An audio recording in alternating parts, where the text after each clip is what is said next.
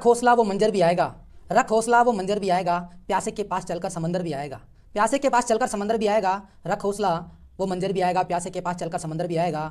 ना थककर बैठे मंजिल के मुसाफिर, ना थककर बैठे मंजिल के मुसाफिर, मंजिल भी मिलेगी और मंजिल के मिलने का भी मजा आएगा, मंजिल भी मिलेगी और मंजिल के मिलने का भी मजा आएगा। नमस्कार साथियों, स्वागत है आप सभी का आपके अपने YouTube channel Shri Guru Nanak classes में। दोस्तों मैं फिर से लेकर आया हूँ एक और महा धमाका वीडियो भौतिक व रासायनिक परिवर्तन का।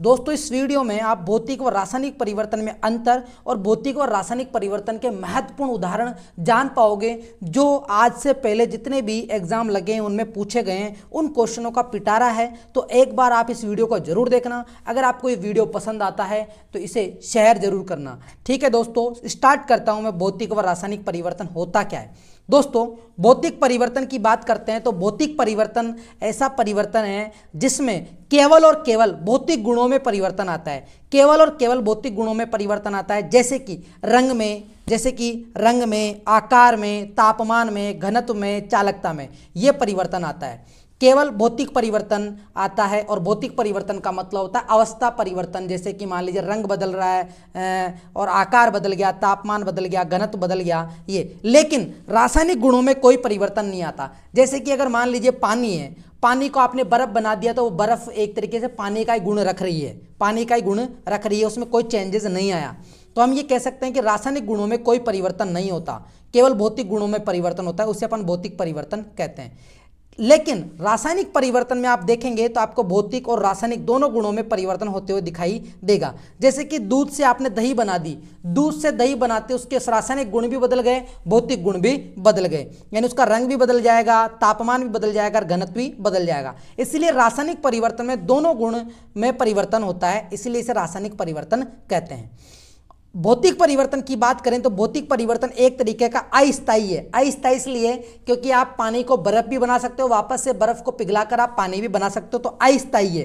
अस्थायी परिवर्तन एक तरीके का उत्क्रमणीय परिवर्तन होता है। उत्क्रमणीय परिवर्तन का मतलब है ऐसी अभिक्रिया जो दोनों दिशाओं में चलती हो। जैसे कि आप बर्फ से पानी बना सकते हो, पानी से बर्फ बना सकते हो, पानी को उबालकर भाप बना सकते हो और भाप को वापस से आप पानी में बदल सकते हो। इसीलिए जो भौतिक परिवर्तन है वो एक तरीके की उत्क्रमणीय अभिक्रिया है। और भौतिक परिवर्तन में नए पदार्थ कभी भी नहीं बनते। जैसे कि नया पदार्थ बन रहा है क्या, ये सारे चाहे बर्फ हो, पानी हो, भाप हो, रख तो पानी के गुण ही रहे, इसलिए इसमें नया पदार्थ नहीं बनता। तो भौतिक परिवर्तन में अपन ने जाना कि भौतिक परिवर्तन में केवल भौतिक गुणों में परिवर्तन होता है, अस्थायी परिवर्तन होता है, उत्क्रमणीय परिवर्तन होता है और नए पदार्थ नहीं बनते। ध्यान रखना, नया पदार्थ नहीं बनता किसमें, भौतिक परिवर्तन में। और रासायनिक परिवर्तन में भौतिक और रासायनिक दोनों गुणों में परिवर्तन होता है, रंग भी बदल जाता है, तापमान भी बदल जाता है, घनत्व भी बदल जाता है और इसके अलावा उनका जो है रासायनिक गुण भी बदल जाता है। जैसे कि दूध दही में बन जाती है, अगर आपने कोई कलर मिक्स किया वो सभी मिल जाएगा। तो इस तरीके से हम कह सकते हैं कि जो रासायनिक परिवर्तन है एक तरीके का स्थायी परिवर्तन है। कैसा परिवर्तन है, स्थायी। यानी अगर एक बार दूध से दही बन गई तो दही से आप कभी जिंदगी के अंदर दूध नहीं बना सकते। क्या बना सकते हो क्या? अगर बना सकते हो तो आपको गिनीज बुक में आपका नाम दर्ज हो सकता है, आप अगर वापस दही से दूध बना सकते हो। तो कभी भी दूध से दही बनने के बाद में दही से वापस से दूध नहीं बन सकता, इसीलिए उसे अपन अनुत्क्रमणीय अभिक्रिया कहते हैं। कैसी अभिक्रिया कहते हैं? अनुत्क्रमणीय अभिक्रिया कहते हैं, जो कि एक ही दिशा में चलती है, कभी वापस से रिवर्स नहीं होती है। इसमें हमेशा नया पदार्थ बनता है। क्या बनता है? नया पदार्थ बनता है, नया पदार्थ बनता है। तो दोस्तों इस तरीके से हमने भौतिक और रासायनिक परिवर्तन में अंतर जान लिया। यहां से आपसे प्रश्न पूछा जा सकता है कि भौतिक परिवर्तन कैसा परिवर्तन है। ऑप्शन में आपको अस्थायी दिखेगा, तो अस्थायी सही आंसर होगा। रासायनिक परिवर्तन कैसा है, तो वो स्थायी है। ठीक है,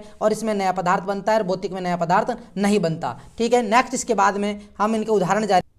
दोस्तों भौतिक परिवर्तन के उदाहरण हैं बर्फ का पिघलना, हिमानीकरण, ऊर्ध्वपातन, संघनन, बल्ब का जलना, पानी में नमक का शक्कर का घुलना, मिट्टी का मिलना, कांच के टुकड़े हो जाना, आश्वन। इसमें भी अवस्था परिवर्तन होती है। देखिए मैं डिटेल से आपको बता देता हूँ। भौतिक परिवर्तन का जो पहला उदाहरण है बर्फ का पिघलना। देखिए जब बर्फ पिघलने लगती है तो बर्फ पिघल रही है तो वापस से पानी में बन जाएगी, तो ये भौतिक परिवर्तन का उदाहरण है। क्योंकि इसमें केवल अवस्था ही बदल रही है, इसमें रासायनिक परिवर्तन कुछ भी नहीं हो रहा। हिमानीकरण का मतलब है कि पानी का बर्फ बन जाना, हिमानीकरण का मतलब है बर्फ बन जाना। तो बर्फ बनेगी तो भी ये किसका है, बर्फ बन रही है, अवस्था परिवर्तन हो रही है। और अपन वापस से बर्फ से पानी बना सकते हैं, तो हिमानीकरण भी हो गया। ऊर्ध्वपातन यानी आपने पानी को गर्म करके उबाल दिया और वो उसको गैस अवस्था में बदल दिया, तो गैस अवस्था में बदल दिया तो गैस को आप वापस से उसी पदार्थ में बदल सकते हो, तो वो ऊर्ध्वपातन जो है एक तरीके का भौतिक परिवर्तन का उदाहरण है, इसमें रासायनिक परिवर्तन नहीं होता। संघनन, संघनन का मतलब है जैसे कि आपने पानी गर्म किया और उसके ऊपर आपने ढक्कन लगा दिया तो पानी की बूंदों से टकरा टकरा कर वापस से पानी में पानी बन जाएगी, तो वो संघनन भी एक तरीके का भौतिक परिवर्तन है। बल्ब का जलना, बल्ब जल गया, बल्ब जल गया तो इस तरीके से उसकी अवस्था बदल गई, यानी आप उसको वापस से बंद कर दोगे, वापस से चालू कर दोगे तो वो बल्ब का जलना बल्ब ही रहेगा, बल्ब रहेगा। एक अस्थायी परिवर्तन है, एक अस्थायी परिवर्तन, यानी बल्ब को आपने जला दिया, आप वापस से बंद करके वापस से भी जला सकते हो ना, वैसा का वैसा ही। तो इस तरीके से बल्ब का जलना भौतिक परिवर्तन है। पानी में आपने नमक घोल दिया, पानी में आपने क्या घोल दिया, नमक घोल दिया, तो आप उसमें ये जो ऊर्ध्वपातन की प्रक्रिया अपनाकर नमक वापस से प्राप्त कर सकते हो, शक्कर वापस से प्राप्त कर सकते हो, मिट्टी छानकर अलग से प्राप्त कर सकते हो, तो ये भौतिक परिवर्तन के उदाहरण है। कांच के टुकड़े टुकड़े हो गए तो आप कांच को जोड़कर वापस से उसको एक पूरा कांच बना सकते हो, तो ये भी भौतिक परिवर्तन का उदाहरण है। आसवन विधि जो होती है, आसवन विधि, डिस्टिलेशन, ये भी क्या है, भौतिक परिवर्तन के उदाहरण है। इन सभी उदाहरणों में से आपसे कोई ना कोई प्रश्न जरूर पूछा जाएगा, तो इसे जरूर से याद कर लेना। अगर आपको मेरा ये वीडियो पसंद आ रहा है तो इसे लाइक जरूर करो दोस्तों, लाइक जरूर करो। देखिए ना, रासायनिक परिवर्तन के देखिए बहुत सारे उदाहरण हैं।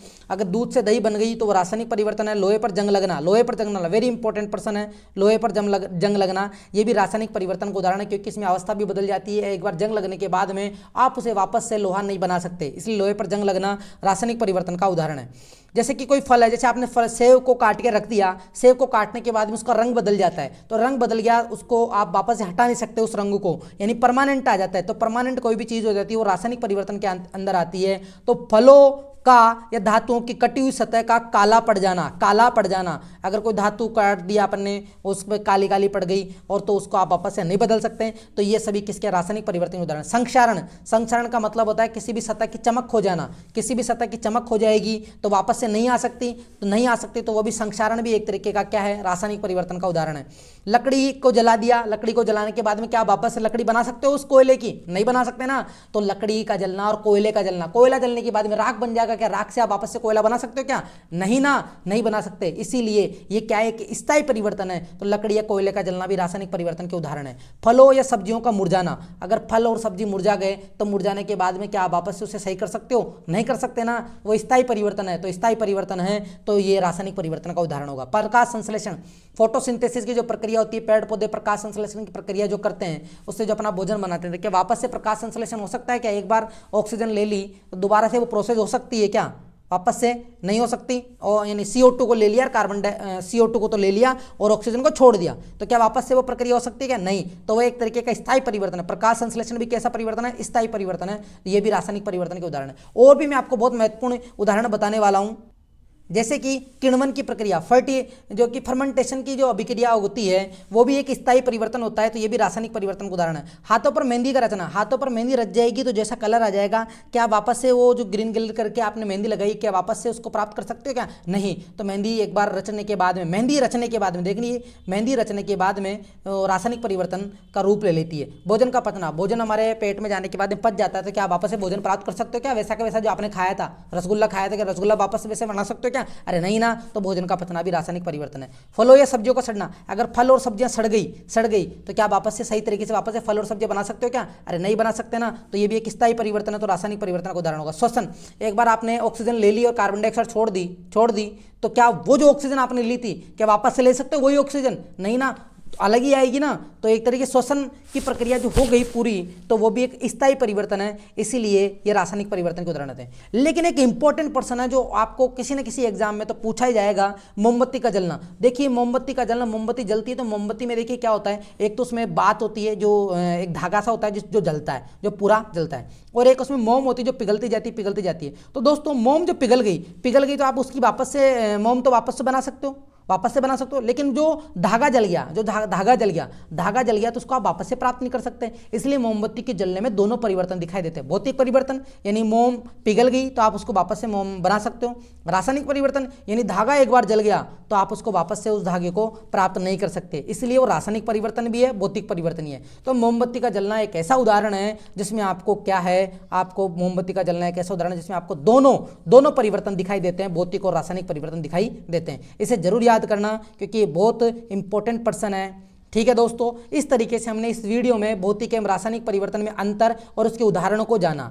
अगर आपको मेरा ये वीडियो अच्छा लगा तो इसे लाइक जरूर करो और अपने दोस्तों के साथ शेयर करो। अगर आप इस चैनल पर नए हो तो आप इसे सब्सक्राइब जरूर करना। थैंक यू दोस्तों, धन्यवाद, जय हिंद।